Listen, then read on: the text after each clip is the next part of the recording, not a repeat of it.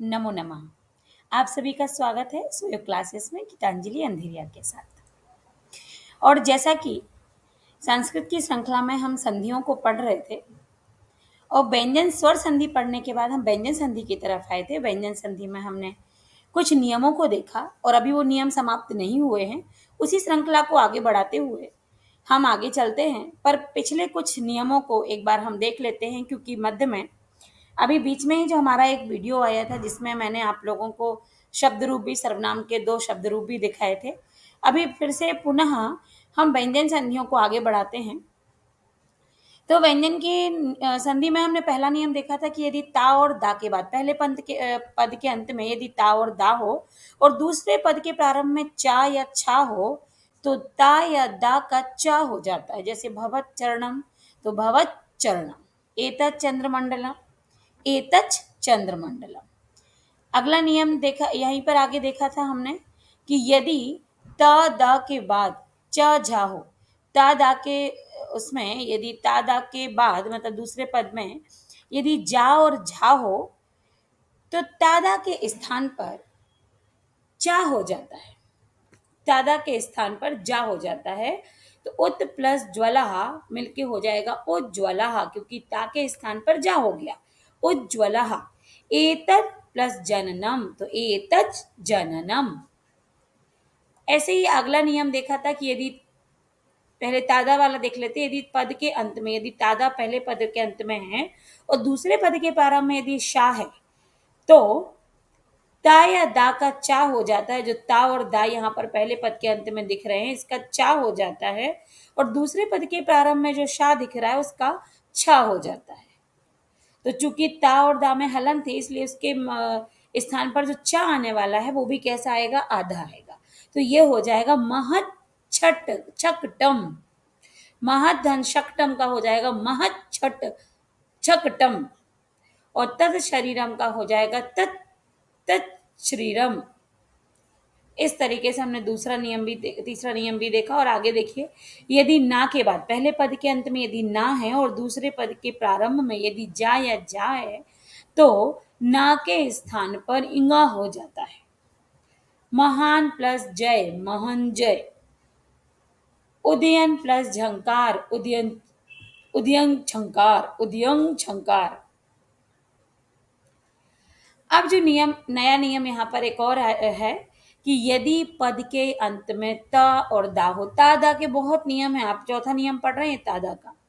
यदि पद के अंत में ता या दा हो और दूसरे पद के प्रारंभ में यदि हा हो, सिर्फ ह, तो त दा का दा हो जाता है और ह का धा हो जाता है। जैसे अभी हमने क्या देखा था कि त द का चा हो गया था और शा का छा हो गया था, वैसे त द का दा हो जाता है और ह का धा हो जाता है। तो देखिए, उत प्लस हतः, तो द का दा हुआ आधा दा और हा का धा हुआ, तो आधा दा के साथ जब धा मिलेगा तो बन जाएगा उद्धतः।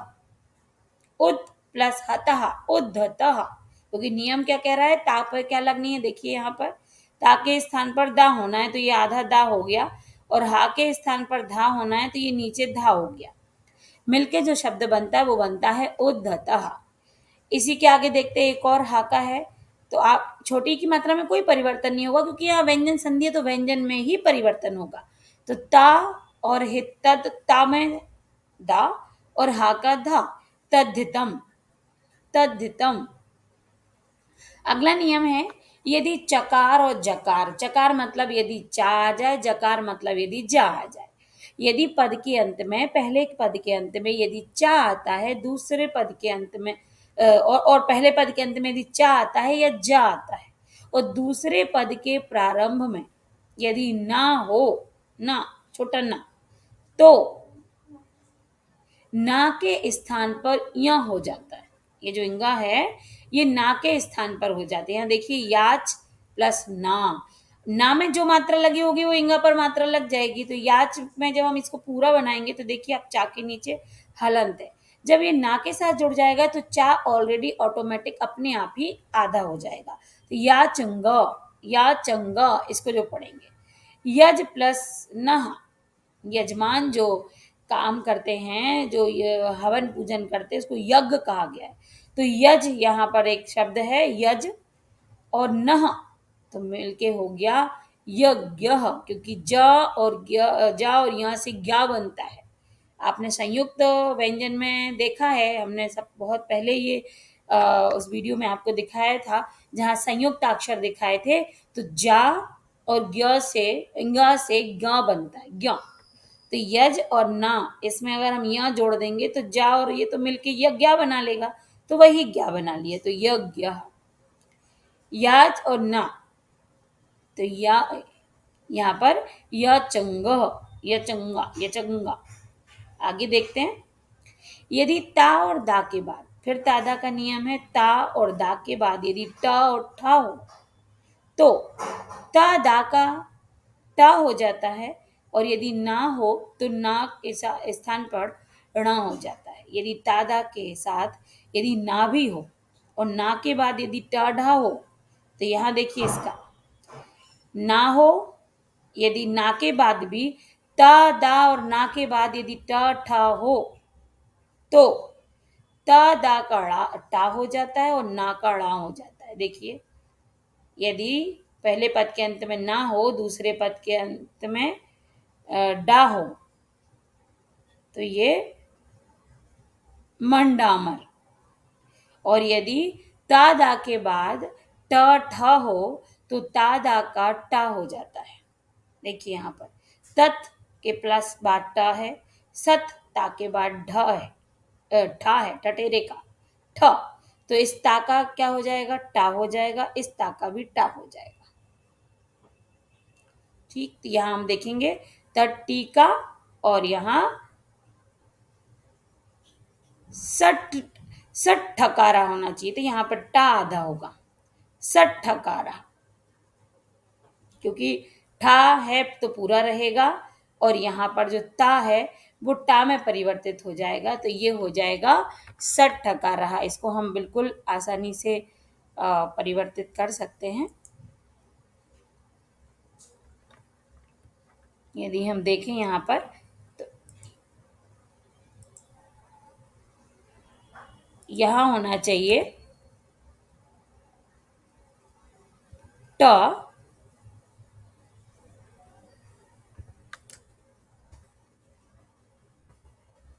यहाँ होगा ट, ये सट, और टा आधा और टा की जगह टा हो रहा है, तो जो टा आएगा वो भी कैसा होगा, आधा ही होगा।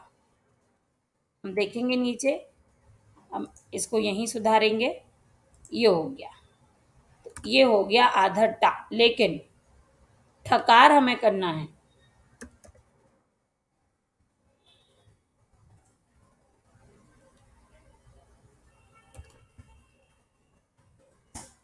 तो ये हो गया सठकारा। शब्द को यहीं के यहीं सुधार लो, कोई परेशानी नहीं।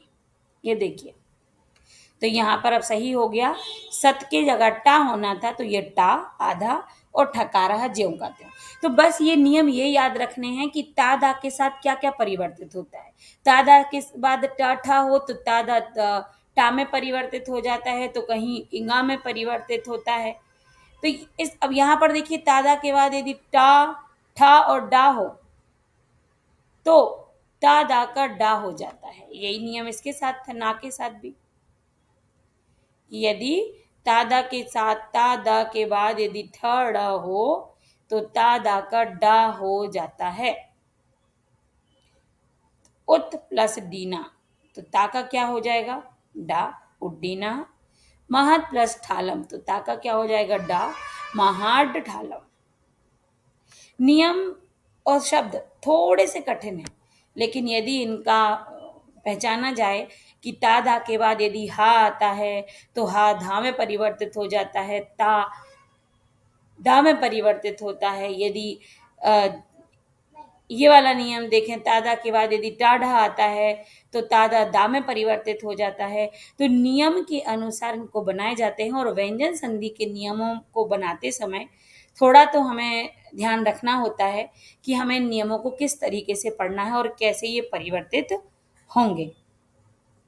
कैसे नियम बदल जाते हैं, कैसे नियम से नया शब्द बन जाता है। तो आप खुद ही देख सकते हैं कि अभी तक अभी तक जितने भी नियम हमने देखे हैं 1, 2, 3, 4, 5, 6 और 7, 8, इन नियमों में केवल ना और चकार वाला 2 ही नियम आए हैं, बाकी 6 नियम ता, दा वाले हैं।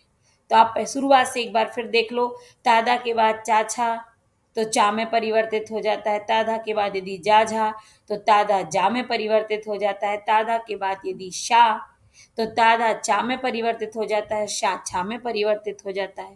तादा के बाद यदि हा हो तो तादा दा में परिवर्तित हो जाता है, हा धा में परिवर्तित हो जाता है। यदि ये चकार वाला आ गया, इसको बाद में देखते हैं। यदि तादा के बाद ट और ठ हो तो तादा टा में परिवर्तित हो जाता है, और तादा के बाद यदि ढा और ड हो तो तादा का ड हो जाता है। ये नियम बहुत ध्यान से और हमें याद करने पड़ेंगे। ये नियम अभी पूरे नहीं हुए हैं, क्योंकि मैं स्वयं आपको कम कम नियम लेकर आ रही हूँ कि आप इसका रिवीजन कर पाएं। तो आप कृपया इन स्लाइड को देखते जाइए। बहुत अधिक मैं लेकर नहीं आती हूँ, बहुत कम समय का मेरा वीडियो होता है, 10 से 12 मिनट, जहाँ आप बहुत कम समय में इन नियमों को आप बार बार रिवाइज कर पाओ और दोबारा जो अगला वीडियो आने वाला है उसके इंतजार तक आप इनका रिवीजन कर पाएं। तो आप चैनल को सब्सक्राइब करते रहिए, बेल आइकन को प्रेस करते रहिए, तो आपको समय समय पर नोटिफिकेशन मिलेंगे। और व्यंजन संधि की जो श्रृंखला चल रही है अभी समाप्त नहीं हुई है, और इतनी जल्दी हमें समाप्त करना भी नहीं है, क्योंकि इनको हमें आगे एक एक, दो दो, तीन तीन नियमों से बढ़ते जाना है। तो हमारे नियमों का रिवीजन हर बार मैं करवाऊंगी, तो शायद आपको याद हो जाए। तो आज बस मेरे ये 4 ही नियम थे जिसपे हमने इन सभी को देखा और दोबारा इनका रिवीजन भी किया। इसके बाद मैं अगला आपको लेकर आऊंगी जिसमें आगे के व्यंजन संधि के नियम होंगे। तो अभी के लिए बस इतना ही। नमस्कार।